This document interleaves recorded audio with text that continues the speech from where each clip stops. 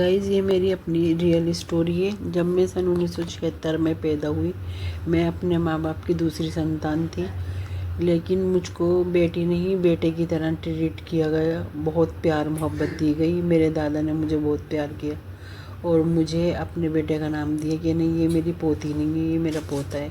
मेरे बाप ने भी और रिश्तेदारों ने भी मुझे यही इसी तरह से ट्रीट किया कि ये हमारे घर का की लड़की नहीं है, ये लड़का है। सबों ने मुझे बहुत प्यार दिया। लड़कों की तरह मेरी परवरिश की। लड़कों की तरह मेरा पहनावा निक्कर और शर्ट था और बॉय कट मेरे बाल थे। मैं लड़कों की तरह ही मेरा रहन सहन था। खाना पीना सोच विचार मेरे दिमाग में ऐसे डाल रहा है कि ये हमारे घर की बेटी नहीं है, ये हमारे घर का बेटा है। इस तरह से मैं 5 साल की हुई। 5 साल के बाद मेरा जो था कपड़ों में मेरे चेंजिंग आ गए। मेरी पढ़ाई के लिए मेरे स्कूल में एडमिशन करा दिया गया। फिर मेरे कपड़ों की चेंजिंग हो गई। फिर मैं निकर शर्ट कम पहनने लगी, कमीज शलवार ज़्यादा पहनने लगी। इस तरह जब मैं छोटी थी, मैं अपनी दादी का बुर्का ओढ़कर खेल रही थी। ऊपर से खेलते खेलते मैं नीचे गिर गई।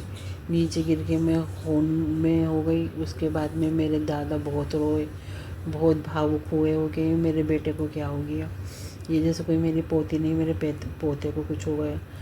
फिर इस तरह मेरा इलाज हुआ और फिर मैं सही हो गई। मेरे दादा जो थे हमसे बहुत प्यार करते थे। मेरे पापा के एक और जुड़वा भाई थे, उनके भी बच्चे थे, लेकिन वो उनसे ज़्यादा उन जो थे उनका दिल मिला हुआ नहीं था। उनकी तो सिर्फ एक ही लड़की थी, लेकिन उनकी लड़की से भी ज़्यादा नहीं थे वो अटैच, हमसे ही ज़्यादा अटैच थे, बहुत प्यार करते थे।